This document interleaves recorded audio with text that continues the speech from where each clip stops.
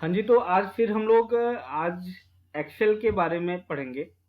अभी तक हम लोग फ़ोटोशॉप और कोरल के बारे में पढ़े थे। आज हम लोग फ़ोटोशॉप के बारे में पढ़ेंगे। तो चूँकि अभी हमने देखा यहाँ पर कुछ नाम ऐसे हैं जो सेल से बाहर चले जा रहे हैं। तो इन पर हम ऐसे डबल टैप कर दें तो सेल के अंदर आ जाएँगे।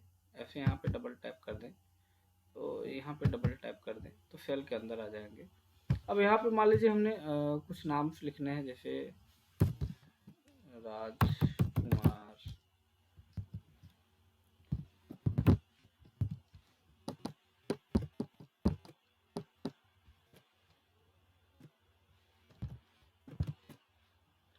इस तरह से हम लिख सकते हैं। तो मैं इस पे नहीं पढ़ने वाला हूँ। अभी यहाँ पे भी डबल टैप, इसको भी चौड़ा करना, डबल टैप कर देंगे। इसको चौड़ा करना, डबल टैप कर देंगे। तो यहाँ पे तो नाम लिखा जाएगा। मेरा मेन मोटो है कि ये जो हमने टेबल बना रखा है, इस टेबल से हमें कुछ डाटा फाइंड आउट करना हो। जैसे अगर हम रोल नंबर डालें और बच्चे का सारा डिटेल हमारे पास आ जाए, तो उसके लिए हम क्या करेंगे। तो अभी हम लोग वी लुकअप के बारे में पढ़ने वाले हैं। वी लुकअप जो वी लुकअप होता है, इसमें हम लोगों को सबसे पहले लुकअप वैल्यू देना होता है, फिर टेबल एरे देना होता है, फिर कॉलम इंडेक्स देना होता है, फिर रेंज लुकअप देना हो या लॉजिकल वैल्यू देना होता है। ठीक है। तो अगर अभी हम बात करें तो लुकअप वैल्यू जिसके अनुसार हम खोजते हैं, तो मान लीजिए हमने यहाँ पे 2 लिखा, कामा दिया, टेबल एरे हम यहाँ से यहाँ तक टेबल को सेलेक्ट कर लें। ठीक है। इसके बाद हम फिर कामा लगाएं और कॉलम इंडेक्स नंबर, जैसे मान लीजिए हमको स्टूडेंट का नाम खोजना है, तो ये कॉलम का चौथा नंबर होगा। तो पहला कॉलम 1, 2 और 3, कॉलम इंडेक्स नंबर क्या हुआ, 3 हो गया। कॉलम इंडेक्स नंबर 3 हो गया, कामा 0 लगाएं और ब्रैकेट लगाकर एंटर कर दिए। तो एक ही देखिए 2 नंबर पे कौन है, शिवम है। दूसरे नंबर पर रोल नंबर 2 जो है वो किसका है, शिवम का है। तो इस प्रकार से हम वीलुकअप का यूज करते हैं। लेकिन इसको थोड़ा सा हम जो है अच्छे तरीके से जानते हैं। तो यहाँ पे मान लीजिए हमने लिख दिया रोल नंबर। ठीक है। यहाँ पे हमने रोल नंबर लिख दिया और इस रोल नंबर को हम रैप टेक्स्ट कर दे, थोड़ा सा एक ही सेल में आ जाएगा। अब यहाँ हम रोल नंबर लिखेंगे और यहाँ पर हम जो है स्टूडेंट नेम लिख दें। नेम लिख दिया, नेम लिख दिया और यहाँ पे हमने लिख दिया फादर्स नेम और यहाँ पे हमने फादर्स नेम ले लेना है। इसके नीचे हम यहाँ पे लिख दिया मदर्स नेम। यहाँ पे हम मदर्स नेम ले लेंगे। ठीक है। चाहे तो इसको हम डबल टैप करके बढ़ा भी सकते हैं और चाहे तो हम इसमें हम जो है यहाँ पे हम रैप टेक्स्ट कर सकते हैं। ठीक है। तो यहाँ पर हम रैप टेक्स्ट कर लेंगे, इसमें भी हम रैप टेक्स्ट कर लेंगे। तो फादर नेम हो गया, मदर नेम हो गया, यहाँ हमारा डीओबी लिख लेंगे। इसके बाद हमें जितनी भी सब्जेक्ट्स हैं इनके मार्क्स चाहिए, तो हम ऐसे मार्क्स कॉपी कर लेंगे, कॉपी करेंगे और यहाँ पर हम ला करके पेस्ट के नीचे वाले कोने पर क्लिक करेंगे और यहाँ पे ट्रांसपोज पेस्ट लिखा हुआ है, तो इस पर हम क्लिक कर देंगे। तो जो हमारा नंबर था वो कुछ इस तरह से जो है ट्रांसपोज में आ जाएगा। ठीक ना। यहाँ पर हम इन दोनों पर लगा देंगे बॉर्डर, यहाँ पर हम इन दोनों में बॉर्डर लगा देंगे, इसमें बॉर्डर लगा देंगे, यहाँ पर हम बॉर्डर लगा देंगे। तो देखने में थोड़ा सा हमको अच्छा लगने लगेगा। अब यहाँ पे हमें थोड़ा सा एक और सेल इंसर्ट करना है, तो एक रो हम और इंसर्ट कर देंगे इंसर्ट रो से।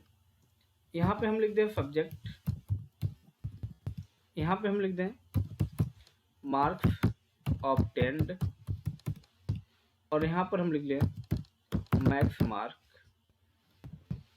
मैक्स मार्क लिख दिए और यहाँ पे हम लिख दें परसेंटेज। ठीक है।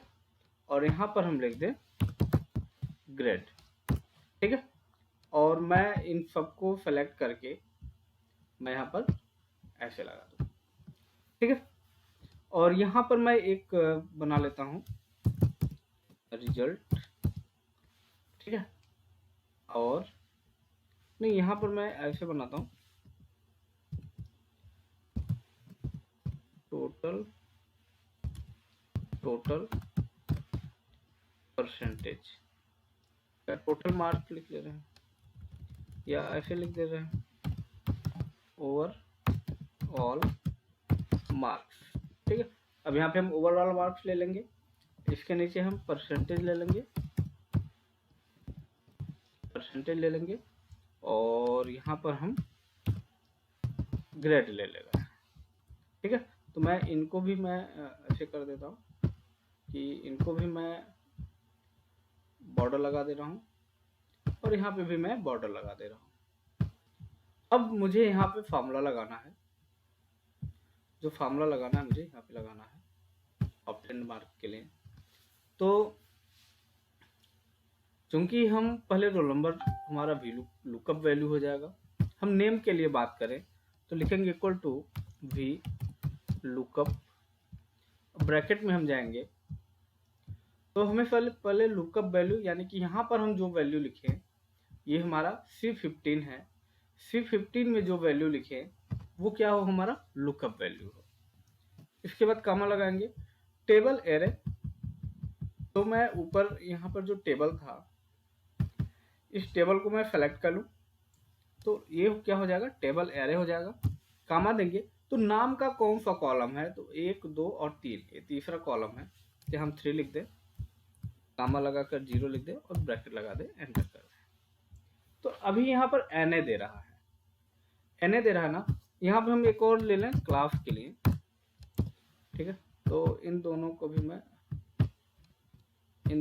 मैं बॉर्डर दे रहा हूँ और क्लास के लिए भी लगाऊं तो इक्वल टू भी लुकअप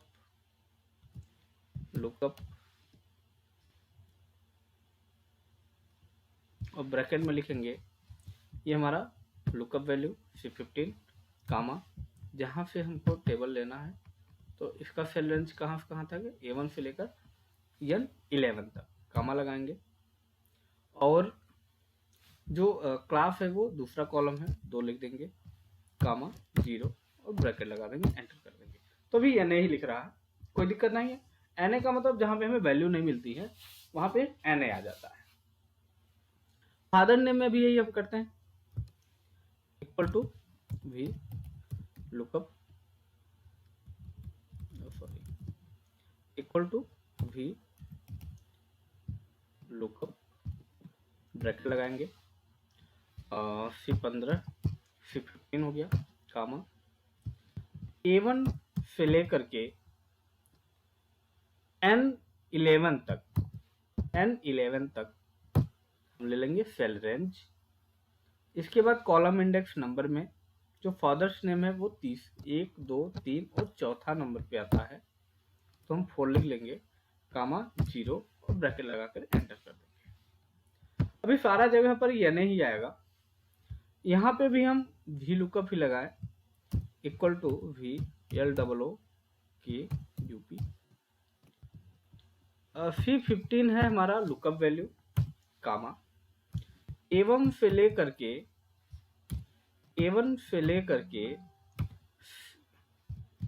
N11 तक हमारा लुकअप वैल्यू है, टेबल एरे है। कॉलम इंडेक्स नंबर, तो मदर का जो कॉलम इंडेक्स नंबर है यहाँ पर देख लेंगे तो 1 2 3 4 5 पांचवा है, तो कामा हम 5 लिख करके कामा हम 0 दे दे और ब्रैकेट लगा दे, तो ये भी हमारा बन गया। इसी प्रकार से हम यहाँ पे भी लगाएंगे, equal to V lookup, bracket में देंगे C15 लुकअप वैल्यू, कामा A1 से लेकर के N11 हमारा टेबल एरे हो जाएगा।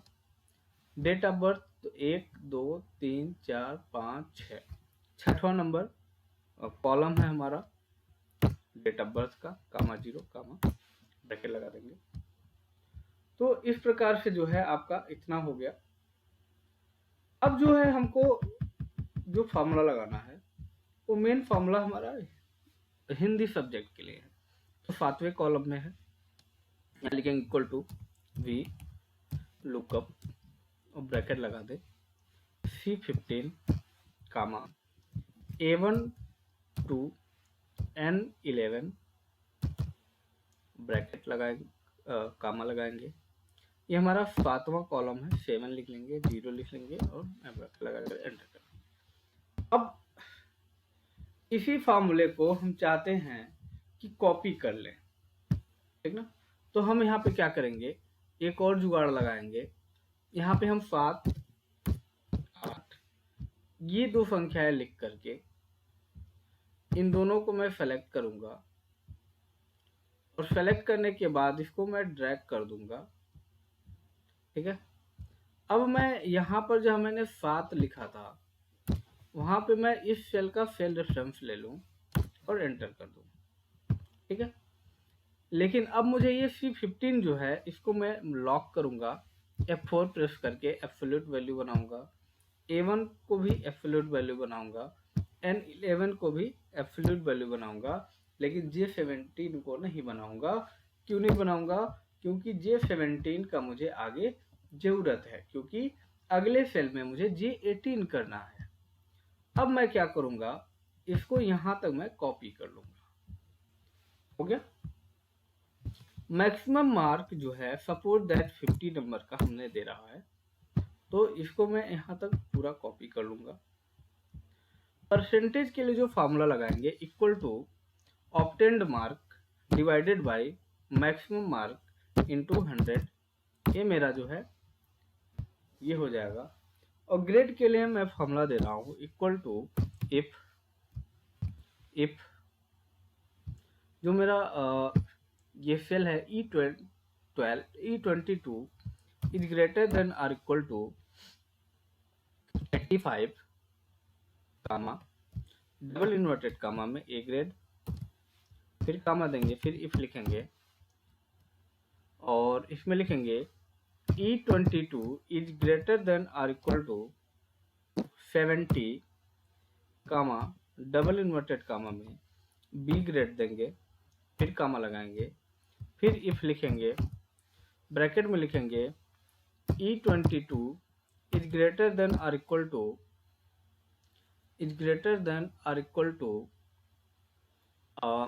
यहाँ पे मैं दे दे हूँ 55 कामा डबल इन्वर्टेड कामा में सी ग्रेड, फिर मैं कामा लगाऊं if E22 is greater than or equal to 33 comma double inverted comma में डी ग्रेड, और फिर कामा में लगाऊं और डबल इन्वर्टेड कामा में फेल लिख दूं और डबल इन्वर्टेड कामा बंद कर दूं और ब्रैकेट 1 2 3 4 ब्रैकेट लगा कर मैं एंटर कर दूं, तभी यहाँ पर भी NA ही आ रहा है। कोई बात नहीं, मैं इसको भी मैं नीचे की तरफ इसको पहले मैं ड्रैग कर दूं और फिर मैं इसको मैं ड्रैग कर दूं। अब मैं यहाँ पर ओवरऑल मार्क निकालना चाह रहा हूँ, तो यहाँ मैं लिखूंगा इक्वल टू सम, ब्रैकेट लगाऊंगा, इनको मैं ड्रैग कर लूंगा, फिर मैं ब्रैकेट बंद कर दूंगा, double inverted comma slash double inverted comma, ये आपके टेक्स्ट के लिए हो जाएगा। फिर मैं सम करूंगा ब्रैकेट में, अब मैं इसे जोड़ दूंगा और ब्रैकेट बंद कर दूंगा और एंटर कर दूंगा। तो यहाँ पे अभी कुछ एरर दे रहा है, क्या एरर दे रहा है? यहाँ पे एरर दे रहा है कनकेटिनेशन का, मुझे साइन देना चाहिए था और यहाँ पे मुझे कनकेटिनेशन का साइन देना चाहिए था। अब हो गया। अब यहाँ परसेंटेज मैं निकालूंगा, तो यहाँ लिखूंगा इक्वल टू, और मैं सेम टू सेम फार्मूला यही मैं ये वाला फार्मूला जो है सेम टू सेम मैं यही वाला फार्मूला मैं सेलेक्ट करूंगा, कॉपी करूंगा Ctrl+C से, यहाँ एंटर वाली बटन पे मैं क्लिक कर दूंगा और इसके बाद मैं यहाँ पर लाकर पेस्ट कर दूंगा और यहाँ पे जो ये मैं लिखा हूँ इनको हटाकर डिवाइडेड बाई साइन लगा दूंगा और इंटू 100 कर दूं और मैं क्लिक कर दूं। अब मैं ग्रेड पर आ जाऊं और ग्रेड में मैं यही वाला जो फॉर्मूला है इसको मैं कॉपी करूं और यहाँ से मैं एंटर कर लूं और यहाँ मैं पेस्ट कर दूं। अब मुझे चेंज क्या करना है, जो E22 है इसकी जगह पर मुझे यहाँ पे जो परसेंटेज है इसको देना है। इसी प्रकार ये जो E22 है यहाँ पर हमको D32 कर देना है। इसी प्रकार यहाँ पर भी हम D32 कर देंगे। यहाँ पे भी मैं D32 कर दूं और एंटर कर दूं तो यहाँ पे भी NA ही आया है, इसको भी मैं। अब मेरा काम है कि यहाँ पे मैं रोल नंबर लिखूं, तो रोल नंबर 1। देखिए सभी डाटा जो है ऑटोमेटिक आ गए हैं, आ गया। लेकिन यहाँ डेट में आप देख रहे होंगे इस तरह से आ रहा है, तो मैं यहाँ पर आऊंगा, इस पर मैं क्लिक करूंगा और यहाँ पर मैं स्टार्ट डेट जो यहाँ पर वैल्यू देगा स्टार्ट डेट, इस पर मैं क्लिक कर दूं तो यहाँ पे डेटा आपका बर्थ आ जाएगा। या लॉन्ग डेट में देखूं तो क्या आता है, लॉन्ग डेट भी यूज कर सकते हैं, शॉर्ट डेट भी यूज कर सकते हैं। तो देखिए यहाँ पर जो डेटा था वही डेटा जो है यहाँ पर ऑटोमेटिक आ गया है बिना कुछ किए। और इस प्रकार से आप एक मार्कशीट का पूरा जो है प्रोफार्मा बना सकते हैं, जिसे आप वैल्यू एंटर करने पर वैल्यू चेंज कर सकते हैं। अब यहाँ पे देखिए डेट ऑफ बर्थ थोड़ा सा इसकी वैल्यू में थोड़ा कर दूँ, यहाँ पे 0 जनवरी 1900 दे रहा है। इसका मतलब ये है कि यहाँ पे मैंने कोई डाटा मैं एंटर ही नहीं किया हूँ, ठीक ना। अब यहाँ पे मैंने राम लिखा, यहाँ पे मैं सीता लिख दिया और यहाँ पे मैं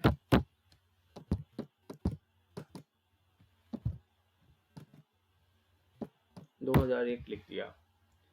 और मैं यहाँ पर एक काम करता हूँ, मैं शॉर्ट डेट ही यूज करता हूँ क्योंकि थोड़ा सा डेट बहुत बड़ा हो जा रहा है, शॉर्ट डेट यूज करते हैं। यहाँ पे 5 दिसंबर 2001 आ रहा है ना।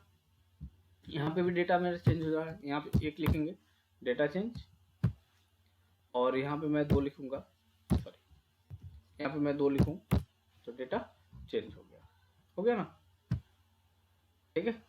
तो यहाँ पे मैं परसेंटेज निकाला हूँ, लेकिन परसेंटेज में देखिए थोड़ा सा बहुत ज़्यादा आ गया है नंबर, तो मैं यहाँ पे क्लिक करके जो है डेसिमल को सॉरी यहाँ पे डेसिमल को मैं डिक्रीज कर सकता हूँ, तो 2 डेसिमल तक ही इसको रखते हैं, ठीक है। अलाइनमेंट आप इनका जो है जहाँ पे ज़रूरत है आप अलाइनमेंट सेंटर रख सकते हैं। मैंने सेंटर वाला अलाइनमेंट कर दिया, थोड़ा सा देखने में अच्छा लगेगा। ये यहाँ पे डाटा मैं यहाँ पे देखूँ तो डेटा फटाक से चेंज हो जाएगा, लेकिन ये ग्रेड देखिए बहुत ज़्यादा अंतर नहीं हो रहा है, ठीक है। तो मैं अभी यहाँ पे 26 होगा ही नहीं, 26 रोल नंबर नहीं है इसलिए नहीं पा रहा है, ठीक ना। तो सपोज दैट मैंने यहाँ पे रोल नंबर डाला 5, रोल नंबर 5 डाला तो इसका ग्रेड भी चेंज हो गया, ठीक है। तो इस प्रकार से जिसका मैं डाटा यहाँ पर एंट्री कर रखा हूँ उनका डेटा आपको मिल जा रहा है, ठीक है। तो इस प्रकार से आप मार्कशीट या किसी अन्य फॉर्मेट में भी आप किसी टेबल से डेटा उठा करके ले जाकर रख सकते हैं। इस तरह की जानकारी आपको आगे मिलती रहेगी। तब तक के लिए धन्यवाद।